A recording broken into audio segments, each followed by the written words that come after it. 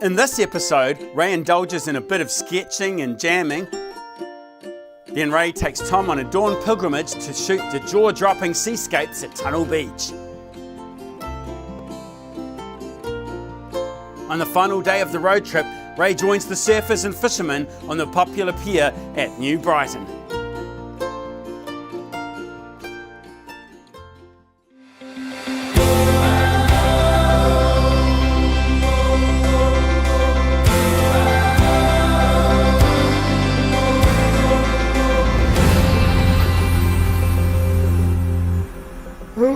I'm up at the tropical hour of 7 o'clock. We're at Dunedin Holiday Park, hunkering down through a storm, and so I could get over this head cold. I've been storyboarding some videos for another tutorial. We've been eating junk food at Wendy's and Macca's and just basically playing the waiting game. We've been playing the guitar. I wanna go outside and climb a mighty mountain, watch the sun. Now it's the penultimate day of our road trip, time to return our camper van to Christchurch. But how could we leave Dunedin, this wonderful city, without visiting its best kept secret, Tunnel Beach? I'd really love to take you there. Let's go. Well, we made it to the end of Tunnel Beach Road. According to the sign, it's about 20 minutes walk. I'm not sure what chances we have now of actually getting a good sunrise. It's probably 30%. Anyway, let's have a go and get down there just in time for the sun to break through the clouds. Fingers crossed. Let's go.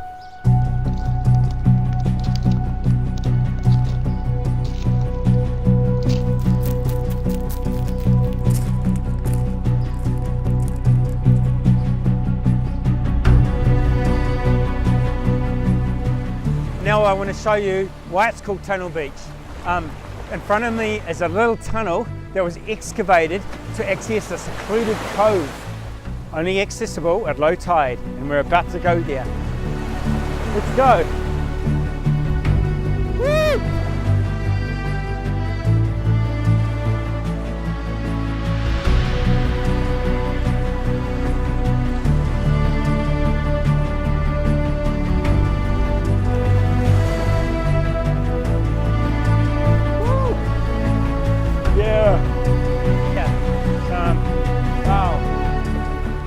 Wow, this is Tunnel Beach. There's a nice lookout platform here to look down on the crashing waves slamming into the cliffs. The son of the founder of Dunedin, John Cargill, he got a contractor to excavate this whole tunnel to give access to this secluded little cove as a birthday present for his daughter.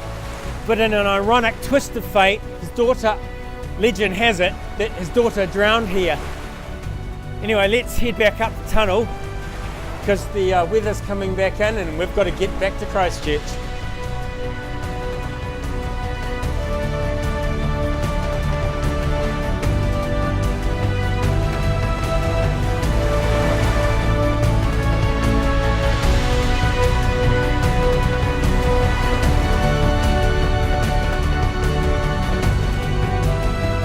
I've nailed a fantastic composition of 3 or 4 cliff faces. The farthest one is now lit up beautifully with orange golden lights from the rising sun. I forgot to check the photographer's ephemeris.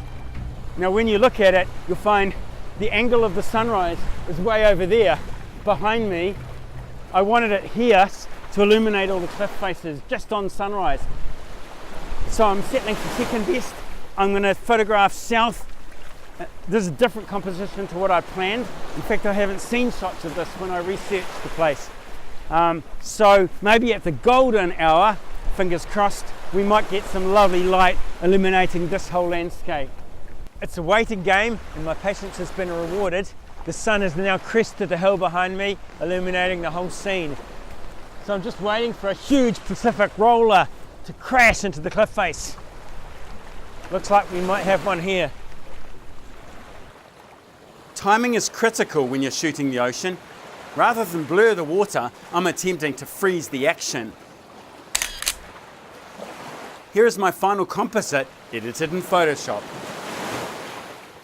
There is something mesmerizing about the raw power of the ocean. The pounding Pacific colliding with those cliffs. But at some point, you have to turn your back and walk away. We had to return our camper van to Christchurch. The next morning, we were up bright and early to shoot our final tutorial.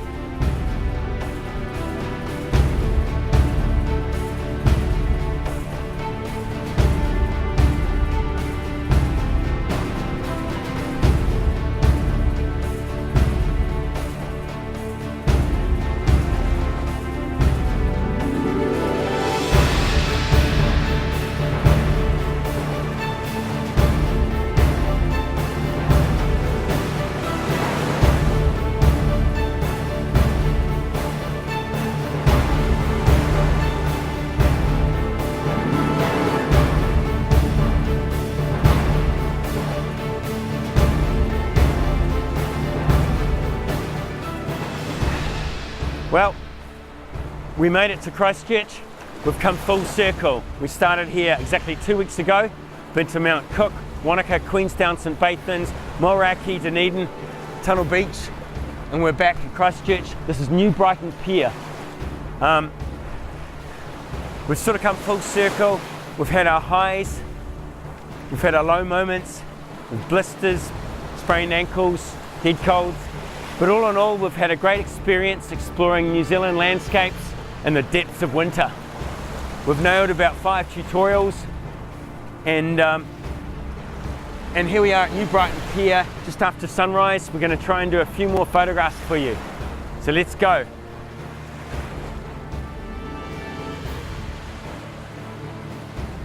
Right, this is the first hotspot I've chosen for my composition.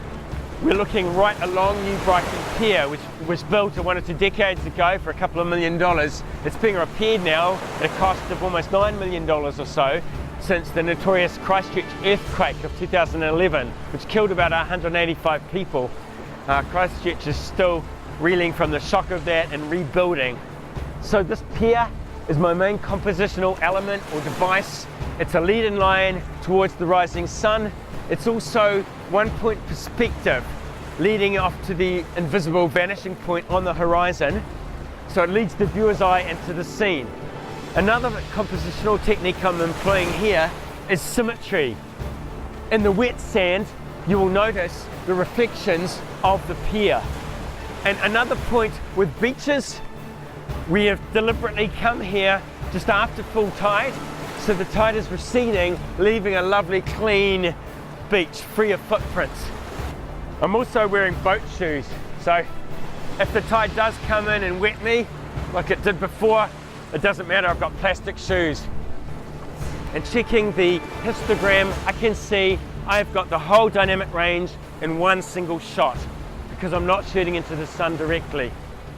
So we can nail the shot without bracketing.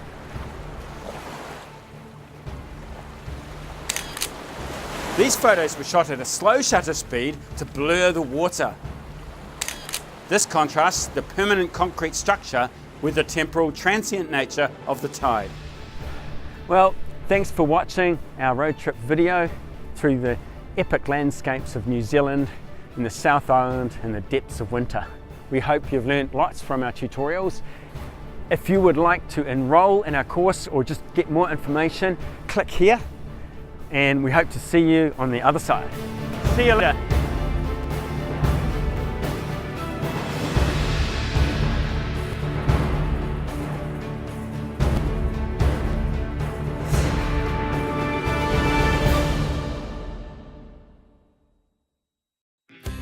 If you'd like to explore Ray's photography course, click the yellow button.